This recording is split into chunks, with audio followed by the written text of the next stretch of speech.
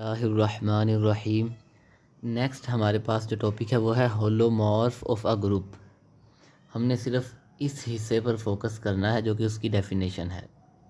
Semi direct product में हमने क्या किया था, हमने एक फाई ऑटोमॉर्फिज्म ली n से n तक, ठीक है, और फाई होमोमॉर्फिज्म ली h से ऑटो ऑफ n तक, ठीक है। जिसे हमने कहा कि जी फाई ऑफ h जो है ये बराबर है फाई h के। फाई h क्या है, ऑटोमॉर्फिज्म है, ठीक है। यहाँ हम क्या करेंगे कि यहाँ हम सेमी डायरेक्ट प्रोडक्ट में हमने n का डायरेक्ट प्रोडक्ट लिया था h के साथ। यहाँ हम h की बजाय n का ऑटोमॉर्फिज्म ग्रुप लेंगे। यानी अगर h कोई भी ग्रुप है, फॉर एग्जांपल हम इसे g कह देते हैं, और k जो है k बराबर है ऑटो ऑफ g के, यानी जो उसका ऑटोमॉर्फिज्म ग्रुप है, तो g का इसके साथ जो सेमी डायरेक्ट प्रोडक्ट है वो होलोमॉर्फ है विद फाई जो है वो आइडेंटिटी मैप है। अब यहाँ पर हम फाई लेते थे ना एन एच से ऑटो ऑफ n तक, वो हमारे पास होमोमॉर्फिज्म थी कोई सी भी जो हम यहाँ से यहाँ तक डिफ़ाइन कर सकें। लेकिन होलोमॉर्फ में फाई आइडेंटिटी मैप है, यानी आइडेंटिटी ट्रिवियल नहीं, आइडेंटिटी। वन है तो वन पर मैप होगा, अल्फ़ा है तो अल्फ़ा पर मैप होगा, अल्फ़ा स्क्वायर है तो अल्फ़ा स्क्वायर पर। ये आइडेंटिटी, ये आसान है। सेमी डायरेक्ट प्रोडक्ट की निस्बत ये होलोमॉर्फ जो है ये ज़्यादा आसान है, क्योंकि इसमें हम सिर्फ एक ही होमोमॉर्फिज्म लेंगे और वो आइडेंटिटी होमोमॉर्फिज्म है। उसकी मदद से जो हम सेमी डायरेक्ट प्रोडक्ट बनाएंगे वो हमारे पास होलोमॉर्फ है एच का या जी का। यहाँ हमने एच को जी कहा है क्योंकि हम यही नोटेशन यूज़ करते आ रहे हैं। तो the semi direct product H by auto of H या G by auto of G, automorphism group of G, तो ये होलोमॉर्फ है जी का। जैसे कि अभी हमने बात की थी C4 क्रॉस C2 की। असल में C2 क्या था, C2 हमारे पास ऑटोमॉर्फिज्म ग्रुप है C4 का, क्योंकि ये उसी के आइसोमॉर्फिक है। C2 आइसोमॉर्फिक है ऑटो ऑफ C4 के, ठीक है। तो हम ये कह सकते हैं कि D4 जो है वो C4 का होलोमॉर्फ है। होलोमॉर्फ ऑफ C4 क्या है, D4। क्यों, जब हमने C4 क्रॉस C2 की बात की, जो कि ये C2 ऑटो ऑफ C4 है, हमारे पास दो होमोमॉर्फिज्म्स आई थी, एक ट्रिवियल और एक आइडेंटिटी, कि हम एलिमेंट को उसके इन्वर्स पे मैप कर दें, ठीक है। तो इसकी हम ये कह सकते हैं कि इसका जो हमारे पास होलोमॉर्फ, ये हमारे पास हम ये कह सकते हैं कि आइडेंटिटी, जब आइडेंटिटी होमोमॉर्फिज्म लेंगे तो ये हमारे पास क्या होगा, ये हमारे पास होलोमॉर्फ होगा C4 का। अब यही हम डेफिनेशन यहाँ देखते हैं कि G जो है ये कोई भी ग्रुप है और A ऑफ G जो है ये ग्रुप ऑफ ऑटोमॉर्फिज्म्स है। Then the normal product of G by A of G is called holomorph of G, ठीक है। और इसमें एलिमेंट्स कैसे होंगे, G अल्फ़ा। G जो है ये G का एलिमेंट है और अल्फ़ा जो है ये ऑटोमॉर्फिज्म है। हम इन्हें मल्टीप्लाई कैसे करेंगे, ये दो एलिमेंट्स हैं, और मल्टीप्लाई करने के लिए हमारे पास होगा G डैश अल्फ़ा।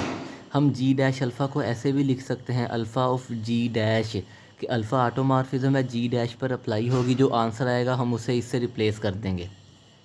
ये देखें, G dash alpha denotes the image of G dash in G।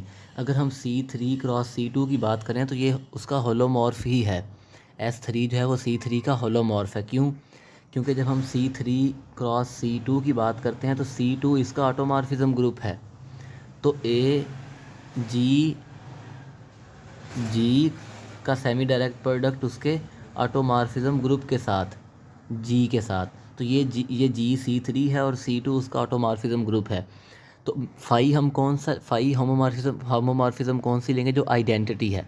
Identity मतलब अगर हमने कहा था कि यहाँ पर C2 से, क्योंकि अब हम जो फाई लेंगे, फाई जो है वो हमारे पास C2 से C2 तक होगी, या हम ये कह सकते हैं कि जो फाई है वो हमारे पास ऑटो ऑफ C3 से, जो ऑटोमॉर्फिज्म ग्रुप है C3 का, उससे ऑटोमॉर्फिज्म ग्रुप ऑफ C3 तक ही होगी, क्योंकि ये हमारे पास H का काम कर रहा है, H से ऑटो ऑफ N तक, कंफ्यूज नहीं होना हमने, ऑटो ऑफ N तक, इन जो ऑटोमॉर्फिज्म ग्रुप है N का, वहाँ तक हमने मैपिंग डिफ़ाइन की है। और ये आइडेंटिटी मैप लेंगे, कि आई जो है वो आई पर मैप हो जाएगा, अल्फ़ा जो है वो अल्फ़ा पर मैप होगा। तो इसलिए हम सिंपली क्या लिखेंगे, हम लिखेंगे कि जी डैश अल्फ़ा जो है ये हमारे पास जी डैश की इमेज है, यानी अल्फ़ा जी डैश पर अप्लाई होगा, जो आंसर आएगा वो हम उसे रिप्लेस कर देंगे। फॉर एग्ज़ाम्पल अगर हम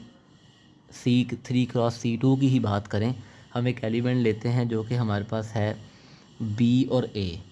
एलिमेंट क्या लेते हैं, B कोमा A। इसका हमने ऑर्डर फाइंड करना है, B coma A।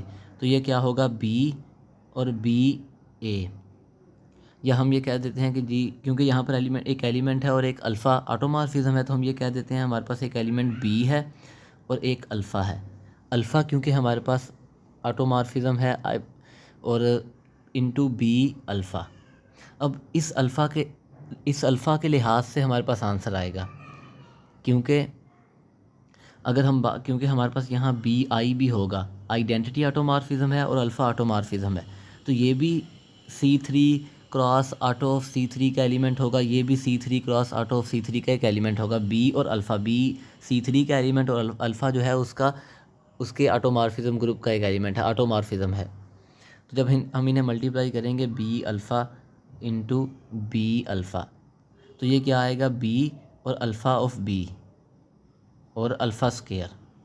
Alpha square क्योंकि आइडेंटिटी है, अल्फ़ा क्योंकि ऑटोमॉर्फिज्म ग्रुप का एक एलिमेंट है जिसका ऑर्डर 2 था, तो ये आइडेंटिटी है, और अल्फ़ा बी पर अप्लाई होगा। अल्फ़ा वो ऑटोमॉर्फिज्म थी जो एलिमेंट को उसके इन्वर्स पर मैप करती थी, तो ये बी होगा और यहाँ बी स्केयर, तो इसका मतलब है बी अल्फ़ा का ऑर्डर 2 होगा।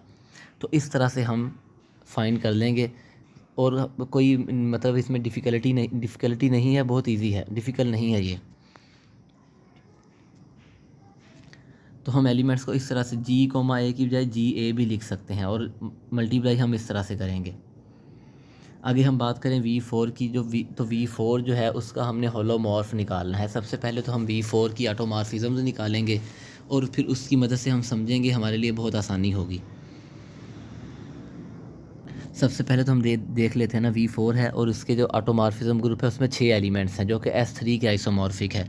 तो V4 का जो हम सेमी डायरेक्ट प्रोडक्ट लेंगे V4 का ऑटो ऑफ V4 के साथ, ठीक है, हमने चेक करना है कि ये क्या है, होलोमॉर्फ ऑफ V4, ठीक है। ये जी उसका ऑटोमॉर्फिज्म ग्रुप है जिसमें 6 एलिमेंट्स हैं, अल्फ़ा बीटा, इनसे जनरेट हुआ है। अल्फ़ा का ऑर्डर 3 है, बीटा का ऑर्डर 2 है, और ये इन जनरल उसकी रिप्रेजेंटेशन है। और एलिमेंट्स किस तरह के होंगे, एक्स जी या एक्स कोमा जी। जी जो है ये हमारे पास ऑटोमॉर्फिज्म है और एक्स जो है वो V4 का एलिमेंट है। एलिमेंट्स को मल्टीप्लाई कैसे करेंगे, ये हम पीछे बात कर चुके हैं कि एक्स जी है और यहाँ पर X1 G1 है, तो इसका मतलब है X1 G और G1। या हम ये भी कह सकते हैं कि X G ऑफ X1, क्योंकि G ऑटोमॉर्फिज्म है तो G को X1 पर अप्लाई कर देंगे, और G1 इस तरह से।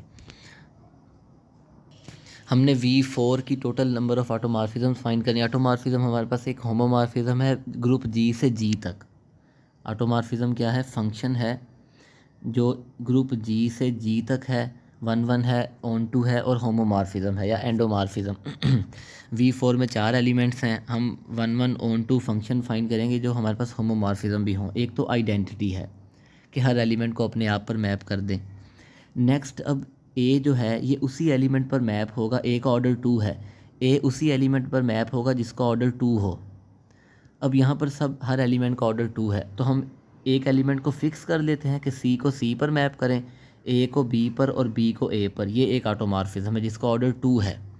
सिमिलरली हम फिक्स कर लेंगे, बी को फिक्स कर लेंगे, ए को सी पर मैप कर दें, सी को बी पर मैप कर दें, ये एक ऑटोमॉर्फिज्म है जिसका ऑर्डर 2 है। सिमिलरली हम एक ए को फिक्स कर देंगे, बी को सी पर, सी को बी पर, ये भी एक ऑटोमॉर्फिज्म है, क्योंकि हमने कहा है एलिमेंट का ऑर्डर 2n है, तो एलिमेंट उसी एलिमेंट पर मैप होगा जिसका ऑर्डर n हो। सिमिलरली हम ए को सी पर, बी को ए पर और सी को बी पर मैप कर देंगे, ये एक ऑटोमॉर्फिज्म होगी। ए को बी पर, बी को सी पर, सी को ए पर। तो टोटल हमारे पास 6 ऑटोमॉर्फिज्म्स हैं। अब हम क्या करते हैं कि जी हम V4 क्रॉस S3 निकालते हैं। V4 क्रॉस S3, V4 में 4 एलिमेंट्स हैं और इसमें 3, इसमें 6, तो 24 ऑर्डर होगा, ठीक है। और ये S4 बनेगा। V4 का जो होलोमॉर्फ है वो S4 बनेगा। अब हम क्या करते हैं जी, हम एक एलिमेंट लेते हैं A और अल्फ़ा 5 ले लेते हैं, क्योंकि ये एलिमेंट होगा हमारे पास V4 क्रॉस S3 का। S3 असल में क्या है, S3 हमारे पास ऑटो ऑफ V4 है, ऑटोमॉर्फिज्म ग्रुप है V4 का। अब हमने एलिमेंट लिया है A और अल्फ़ा 5। मैं इसका ऑर्डर फाइंड करना चाहता हूँ, A और अल्फ़ा 5। मैं किस तरह से अप्लाई करूँगा, A और यहाँ आ जाएगा A अल्फ़ा 5 जो कि डेफिनेशन है, और अल्फ़ा 5 इंटू अल्फ़ा 5 ये उसका स्केयर, ये किसके बराबर है, अल्फ़ा स्केयर। अब अल्फ़ा का जो ऑर्डर है 3, तो अल्फ़ा स्केयर जो है वो अल्फ़ा 6 के बराबर है। और alpha raise to power A raise to power alpha 5 का मतलब है अल्फ़ा 5 को मैं A पर अप्लाई करूँगा। अगर मैं अल्फ़ा 5 को A पर अप्लाई करूँ तो यहाँ देखें आंसर क्या आता है, C। तो इसका मतलब है यहाँ C आएगा। तो ये क्या बन जाएगा, A C इंटू अल्फ़ा 5 की पावर 2। C क्या था, C जो है वो A B था, तो ये क्या बन जाएगा, B इंटू अल्फ़ा 5 की पावर 2। मतलब ऑर्डर 2 नहीं है। अब दोबारा से मैं A को अल्फ़ा 5 से मल्टीप्लाई करूँगा, तो ये क्या बनेगा, अब मेरे पास है B into alpha 5 into A और यहाँ स्केयर है और अल्फ़ा 5, इससे मल्टीप्लाई करूँगा तो B अल्फ़ा स्केयर जो है वो A पर अप्लाई होगा। अल्फ़ा स्केयर अल्फ़ा 6 के बराबर है, A पर अप्लाई हुआ तो आंसर B आता है, तो यहाँ पर B आ जाएगा और यहाँ पर अल्फ़ा 5 का क्यूब। अल्फ़ा 5 का क्यूब आइडेंटिटी है तो ये भी आइडेंटिटी, और B जो है उसका ऑर्डर 2 था तो ये भी आइडेंटिटी, मतलब कि A और अल्फ़ा 5 का ऑर्डर 2 है। इस तरह से हम हर एलिमेंट का ऑर्डर फाइंड कर लेंगे। और ये इजी इसलिए है क्योंकि हम यहाँ पर एक ही होमोमॉर्फिज्म ले रहे हैं, H से ऑटो ऑफ, या हम कहें G से ऑटोमॉर्फिज्म ग्रुप ऑफ G तक एक ही हमने होमोमॉर्फिज्म ली है, तो इसलिए हमें ज़्यादा काम करना नहीं पड़ रहा। तो ये इजी है, इसमें हम बहुत ही आसानी के साथ होलोमॉर्फ निकाल सकते हैं किसी भी ग्रुप का।